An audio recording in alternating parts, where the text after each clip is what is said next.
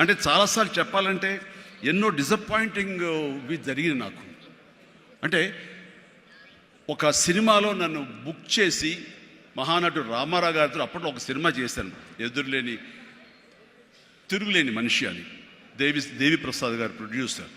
అందులో నేను, ఫటాఫట్ జయలక్ష్మి, ఆయన, రతి అగ్నిహోత్రి చేశారు రామారావు గారితో. ఆ సినిమాలు చాలా బాగా చేశారు. రామారావు గారి పక్కన మరొక హీరోగా నాకు అవకాశం వచ్చింది. అంతా ఎర్లీ స్టేజ్లోనే అనుకుంటాను. నాకు ఆ సినిమా ఫెయిల్ అయింది.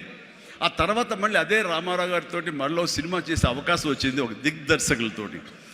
అయితే నాకు డేట్లు ఇచ్చారు, నా మెజర్మెంట్స్ తీసుకున్నారు, నేను వెయిట్ చేస్తాను. కానీ నా పేరు లేకుండా మరొకరి పేరుతోటి ఆ అనౌన్స్మెంట్ అయ్యేసరికి ఎక్కడ డిసప్పాయింట్మెంట్ వచ్చింది. ఏంటిది అని.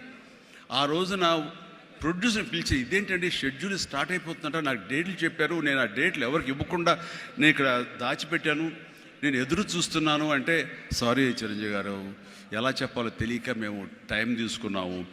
ఎందుకంటే పోయిన సినిమా మీది ఫ్లాప్ అయింది కదా కాంబినేషన్లో, అందుకని దానికి గ్లామర్ ఉండదని మీరు వద్దనుకున్నామని. ఆ విషయం చెప్పచ్చు కదండి అని.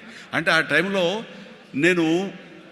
నేను నాతో సినిమా చేస్తే సినిమా ఫెయిల్ అవుతుందని ఒక బ్యాడ్ ఇది నా మీద స్ప్రెడ్ అయ్యే అవకాశాలు ఉన్నాయి.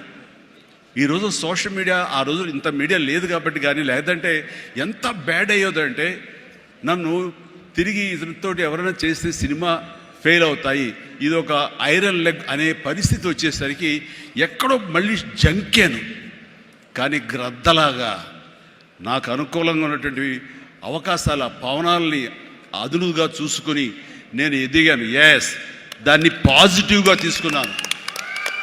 ఎవరైతే వద్దులే ఈ సినిమా చిరంజీవి వద్దులే అని నన్ను పక్కన పెట్టి అనుకున్నారో అలాంటి వ్యక్తితోటే నేను రామారావు గారి కంటే ఎక్కువ సినిమాలు ఆయన నాతో చేసేలాగా చేసుకున్నాను.